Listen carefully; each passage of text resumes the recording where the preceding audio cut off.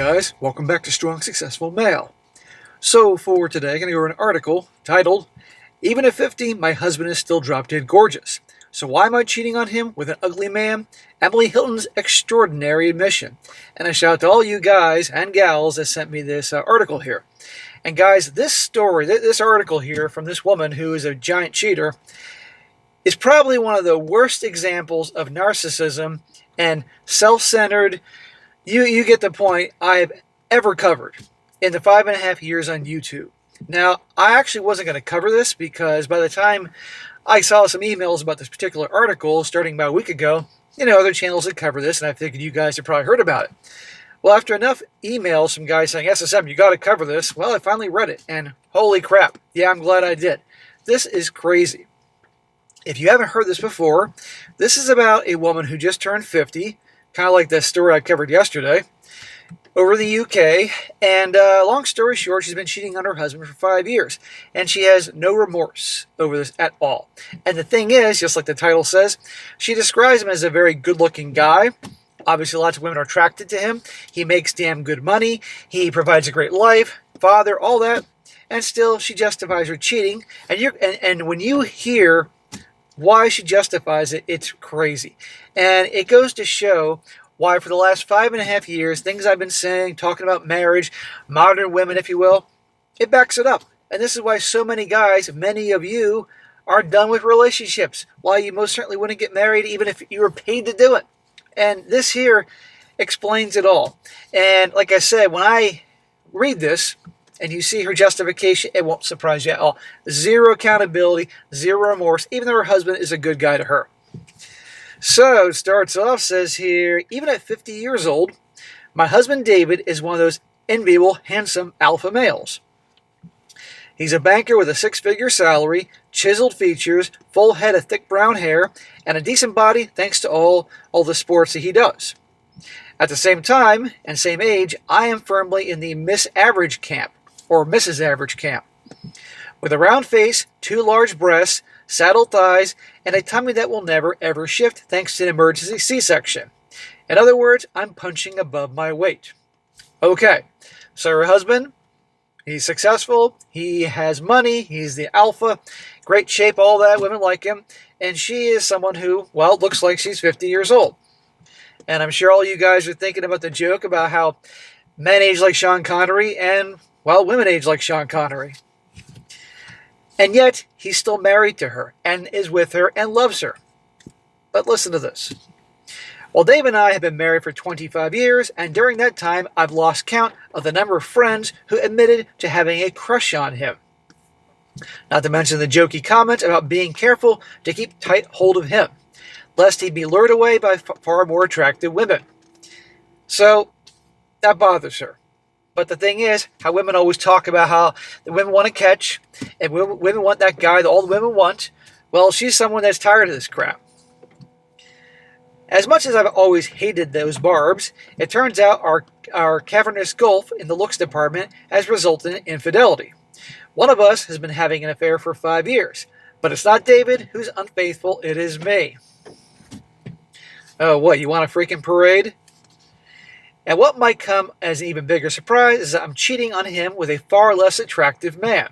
Andy, a mutual friend of ours from university, has thinning gray hair, a pudgy dad bod, and a pale white skin that never tans. Even with rose-tinted glasses, he could never be considered traditionally handsome. And with a far less impressive salary, he even admits himself that he's more of a beta male. No, she said, they're all friends, as in he's friends with her husband, and they go back to university. So this guy is a total sleazeball. He obviously didn't have the success that her husband has, and now he has to bang his wife. And yeah, he's a beta male. But he's also one of those rare men who really listens to you when you talk. He doesn't offer unhelpful solutions, glaze over, or play with his phone. Oh, and he's exceptionally good in bed. In other words, probably, he just does everything to please her in bed. He makes the bedroom action about pleasing her. Classic beta male. More to the point, with Andy, I'm the more attractive one. And as someone who's so used to being compared unfavorably with my husband, this is a welcome novelty. Andy often tells me how attractive he finds me, and there's nothing sexier than being made to feel sexy. So she's making out to be that during her entire marriage, her husband has never been good to her, essentially. Never made her feel, attractive, all that, which is obviously a bunch of crap. She is justifying her actions here. She's looking for pity. She's writing this to get all the housewives out there that are bored and unhappy and probably done the same thing to support her to justify her actions here. She says, do I feel guilty about betraying David? Sometimes. I realize that the fact that it's Andy I'm cheating with makes this a double betrayal. After all, the three of us go back over 30 years. 30 years. Well, here's a question. If she's been so unhappy all this time, why didn't she divorce her husband? Why doesn't she divorce her husband now and get together with David? Well, you'll find out that answer at the end of this article here, and it won't surprise any of you. I've known David in passing since we were kids, childhood. Our mothers were old friends, and we say hello to each other at get-togethers over the years.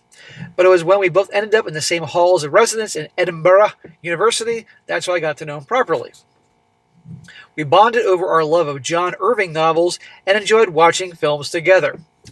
In other words, this guy was like her BFF, kind of like her GAY best friend. And notice, she didn't get together with him back then. Who'd she get together with? And this guy was just waiting around the friend zone, and you get the point. Despite his looks, David was never a womanizer. She's talking now about her husband. He may have been tall with a gorgeous sports-honed figure, but what I loved about him most was his easy optimism and half-glass-full outlook on life. Of course, I fancied him, but I never for one moment thought he would feel the same way about me. Well, guess what? If younger her had qualities that, he found attractive, then that was okay with him.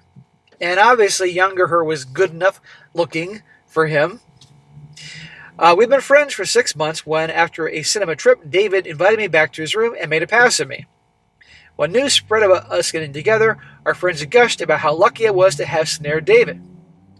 Okay, so what's the problem? As if I had laid a trap for him. The fuss everybody was making was both unsettling and upsetting. Oh, here we go. As for Andy, he was David's roommate, and the three of us ended up sharing a house in our second year. His roommate.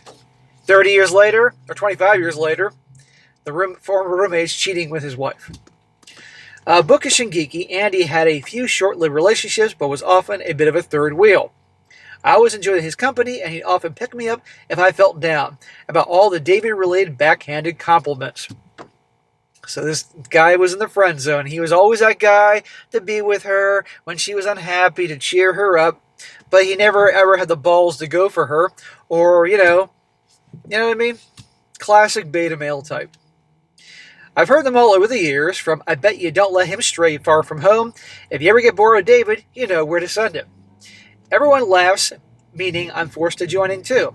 Sometimes I inspect my reflection in the mirror, looking for flaws, but although there was plenty I can improve upon, I thought to myself, why should I? The worst slight came on our wedding day. Then, at 25 years old, we married at the village church and had lavish celebrations at a plush hotel overlooking a Cornish beach with 200 guests, including Andy and his latest girlfriend.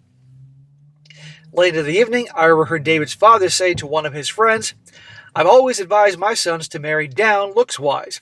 There's nothing but trouble ahead when you marry a beautiful woman. Ouch.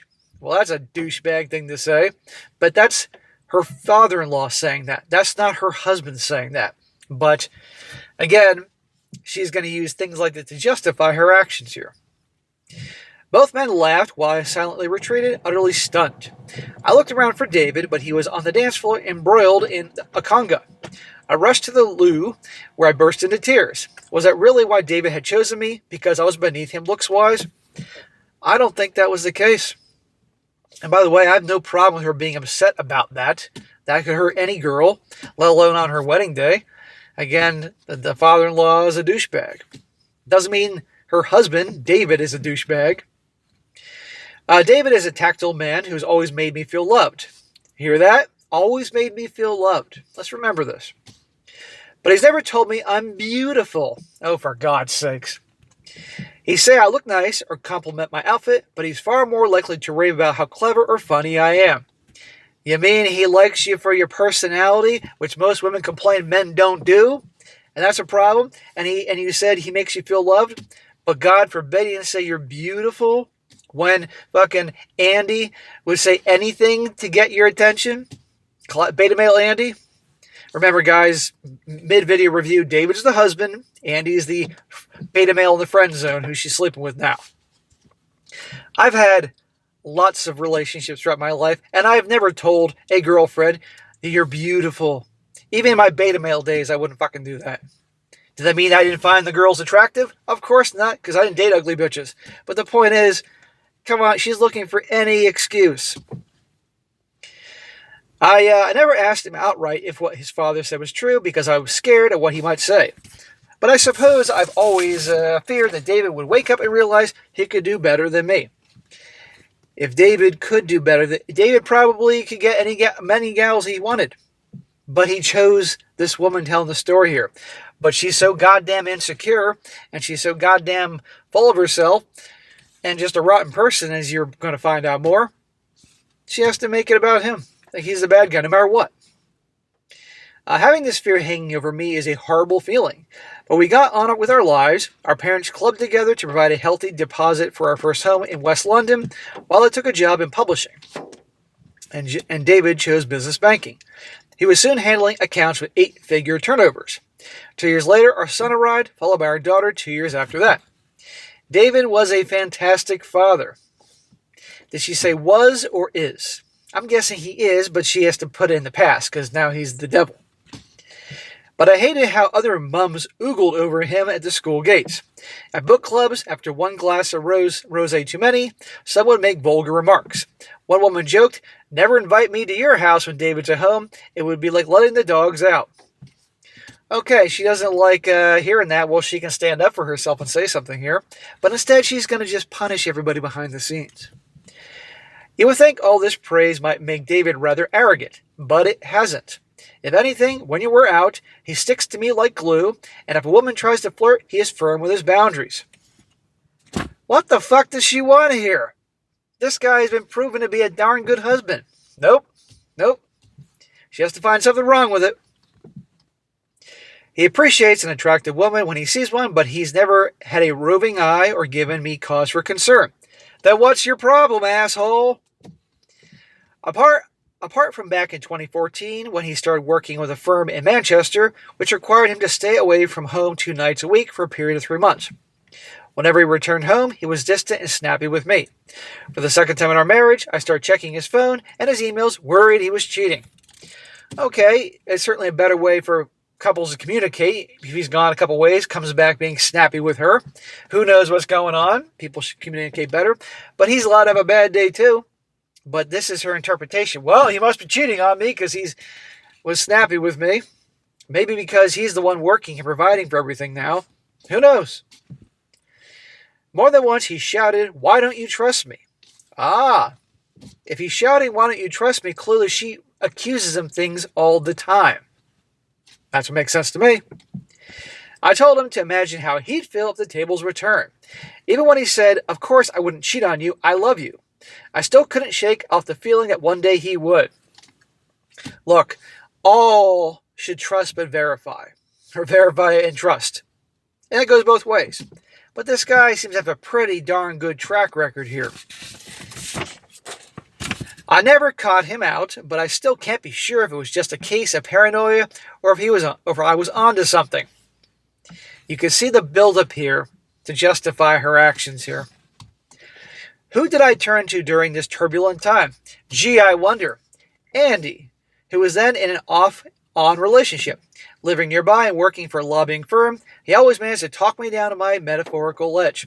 So all this time, beta male Andy is in the friend zone. At a moment's notice is ready to pick up the phone, come on over, listen to her problems, tell her whatever she wants to hear. And this Andy guy is supposed to be the buddy of her husband here. That's why I can't stand beta males, guys, because they're sneaky little shits that will do anything and say anything. There's a big difference between the Chad and Tyrone, alpha types, if you will, and the beta males and everything like that. You can clearly see, but both will do sneaky shit. You know, it's interesting how women hate nice guys for lots of reasons, or the betas, but and obviously they're drawn to the alphas, the Chad and Tyrones. But the one thing about Chad and Tyrone usually is they're not going to hide the fact that they're scumbags, and they'll bang you and they'll say what they want. But the nice guys will pretend to be your friend and listen to all your shit, but secretly they just have the balls to ask you out, so they're just waiting for their moment. And this is why a lot of women don't trust the nice guys, because they know that their friendship is a fraud. And this friendship here is a fraud. Well, he'd pop over for dinner, and David never saw him as a threat. And when I listened to my suspicions, he'd insist, David loves you, he's not like that. Well, 5 years ago, however, things took a different turn. The children were both at university, and David was staying with his mom while his dad received end-of-life care, which meant I spent long periods alone. Andy, who was by then in an unsatisfactory long-term relationship, often came over to keep me company. I think Andy's been holding out for this chick his whole life. He's been in love with her his whole life, so that's why there's no relationships that ever went anywhere. One evening, after a bit too much wine, blame the alcohol, I broke down about my father-in-law's thoughtless comment at our wedding. It really helped when Andy said, David's dad has always been a bumptious idiot. He went on to tell me how I was gorgeous, assuring me that David had always thought so too. See? Even the beta male nice guy is reassuring her, even though he's in love with her. For the first time, I found myself flirting with him. It struck me that it was Andy who had always made me laugh and feel good about myself. Oh, because David didn't make you feel good about it? This dude, David, who's in great shape, women like him, see him as a catch, because he is a catch, married you, and that didn't make you feel good about yourself? When I made the move to kiss him, he responded immediately. It was surprisingly exhilarating and made me feel powerful. Powerful, because she knows this guy eats out of the palm of her hand. There you go, she wants the power. She knows she obviously sounds like she is a stereotypical 50-something British woman who, let's be honest, I know a lot of you guys are aware that, well, the British women, they definitely age like Sean Connery, if you will. But she feels like she's better looking than him, so she has the upper hand. She's powerful. And this jackass goes along with it. We found our way to the guest bedroom, where we end up having sex. For once, I orgasm first. As curious as it sounds, when you have sex with someone you aren't physically intimidated by, you can be yourself. I didn't care about my cellulite or my wobbly upper arms. Yeah, she sounds sexy. Andy told me that he'd been longing for this to happen for years. Shocker. He's been waiting around all this time. He made me feel utterly desirable, and that was an addictive feeling. I think Andy all this time has been jealous of her husband and has been waiting for his time. Well, the following morning, though, I could barely look at him. Such was my horror at my actions. How could I do this to David? Lady, please, you're not fooling anybody. And our children. Andy was so tender and understanding, offering to leave and say nothing more about it. But as the days went by, I found myself thinking about Andy more and more. And as David traveled back and forth to his parents, we began our affair in earnest. So here you go. Now she mentioned that the dad is like at the end of his life, and his mom's obviously old. And so she's using that as an excuse. Well, he's never around. He's with those elderly parents. That's what good sons do. Guess I gotta cheat on him. For the first time, my needs were being put first in the bedroom. And for once, it was me on the pedestal. Andy lavished me with praise and attention. He's kissing your ass. End of story. I mean, like both literally and you know, multiple ways. He still sends gushing messages overnight for me to read when I wake up. He'll remind me how hot I am. No man has ever said that to me before. It was such a massive boost after years of trailing in David's wake.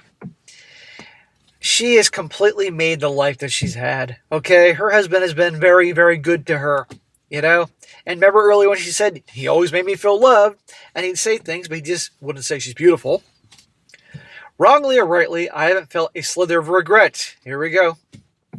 While, as far as I know, David is faithful to me, our marriage has always revolved around him and his requirements, in and out of the bedroom. Although we still have sex, it's nothing compared to the explosive encounters with Andy. Well, because it's new. That's why. She's been married to her husband for 25 years and they started their affair. By then, guess what? There's not a whole lot of new shit in the bedroom here because you're used to that person, for God's sakes. She should be thrilled he's still married to her. Particularly if the way she describes herself of looking like a horse that got beaten with the ugly stick. And there's a still burden of our inequality. Part of me always fantasized that as we got older, David would take on his dreaded father's look. Portly tummy, florid complexion, and all chat about his attractiveness would recede. Yet he's more handsome today than he's ever been when we first met. She's resentful that her husband still looks good. Well, here's the thing. I bet you if she looked darn good for 50, that would be less of an issue here. What has she done to take care of herself? Now, yes, we're all going to age. Both women and men. Let's not kid ourselves, guys. We're going to age. If you're, some people make really great changes to themselves. They look like crap when they were young, and maybe they're overweight and didn't take care of themselves. And as they got older, they lost weight, got in shape and all that. But for guys that have been in shape their whole lives, yeah, generally we're not as good looking as we are when we are from what we are now compared to when we were younger. But still, things can be done. And it sounds to me like she probably didn't do a whole lot to take care of herself. Meanwhile, I'm succumbing to all the usual signs of aging. Wrinkles, all sorts of things like that. Rubenesque figure despite regular gym sessions. Not that I'm about to do any tweakments. That's just not me. David would tell me I don't need them anyhow, and well, now I have. Andy, who is all full of compliments. I want to point out she's not just cheating on her husband here. She's cheating on her kids. Our affair is very much ongoing. We are careful about when we meet, and I've instituted a once-a-month rule because anymore, I know I couldn't explain away my whereabouts to David or the kids. As it is, I tell David I'm out for the afternoon with my girlfriends. Instead, Andy and I book into a hotel for sex. I know David would be utterly blindsided if he ever found out, but there's no way he'd suspect me of cheating. Never say never, honey. You did a fucking article on this. Although this woman here, and obviously people are using different names here, think about it. There's enough clues here people can start connecting the dots. I think she did this whole article on purpose, hoping to get caught, so he divorces her, and she can say, see, he got rid of me. He got rid of me after all these years, and I was right to cheat on him. That's what she's doing here. Far from feeling guilty, I tell myself David is benefiting from my affair. I'm less reserved with him in the bedroom now I've learned to prioritize my own needs. And I'm far happier too, so no longer moan about him prioritizing his leisure activities at the weekend, or the fact that he spends every other Sunday with his mother. Oh snap, every other Sunday with his mom. Newsflash, selfish wife. David's 50, so his mom is probably in mid-70s, early, if not 80s. His dad's on the way out. Of course he's going to spend more time with his mom because she's probably almost gone. Selfish asshole. I mean her. As for Andy, he is, of course, sworn to secrecy. We still get together once a month with our group of university friends. If anyone ever discovers our secret, all hell would break loose. Do I ever entertain thoughts of leaving David for Andy? Here we go. You're all wondering it. She says, absolutely not. I've been firm with Andy that I'm never leaving David. I love the affluent lifestyle he provides too much, and Andy says he understands. Andy's going to say anything to make you happy. Right there. She will not leave her husband because she likes the wealthy lifestyle she's used to. It ain't about the husband, it ain't about the kids, it's about the affluent lifestyle. She is a selfish asshole. And again, it's all the husband's fault because he looks darn good for his age. He's always looked good, and other women want him. Usually that's a thing women like, not her. Justify everything wrong with it. Now we're both 50 years old. David still turns head, but whenever women make the same old comments about how lucky I am, I allow myself a smug smile. After all, it's me who's having the last laugh, and I'm loving every minute of it. The end. And again, after 5.5 years of doing this on YouTube, 4,000 videos, and I've probably, read probably 10,000 more articles and stories and all that I just never covered because, I certain things I'll cover here. She's the worst. The most self-centered, narcissistic, justifying all this. My God. So all you guys out there right now that are walking away, or have walked away, don't want to get married, and of course you probably have friends and family that are trying to fix you up with people and don't understand your choices. This is why. Or all those that say you watch that material, that means you're an incel, or it means that you're a misogynist, or you hate women. This is why you do it, because it's showing you reality. Now, does this mean that every single wife thinks this way, behaves this way? Of course not. But this is the extreme. My God. And I am convinced, and I'd like to know what you guys think, that she wrote this article under, obviously, a pen name, but with just enough information to connect the dots, that somebody's going to connect the dots and tell her husband that it gets out, he confronts her and divorces her, and then she can blame him. She can collect half his shit, or she'll say, well, it's my money too, and walk away and go be with Andy, and he can then please her the rest of his life. But you know what? She'll probably get bored with Andy, because then she can say, hey, in the end, he got rid of me. And then that David guy, her now husband, we get together with probably some chick, probably 25 years younger, because he could, and she'll say, see? That's what he wanted all along. That, in my opinion, is really the master plan here. So there you go, guys. You can't make him happy by being good looking and have all the success, and you can't make him happy when you don't have all that. That's the modern world. So there you go. All right, guys, that is it for today. Be sure to comment down below. Let me know what you think about this, guys, and definitely comment down below. I want to know, do you guys think that she wrote this on purpose, that he gets back to him, and he can divorce and she can blame it all on him? You know, because that way, I don't want to get a divorce, but it was his idea. I'd like to hear about what you guys think about that one. And be sure to like the video, share it with your friends, and subscribe. I'll catch you next time.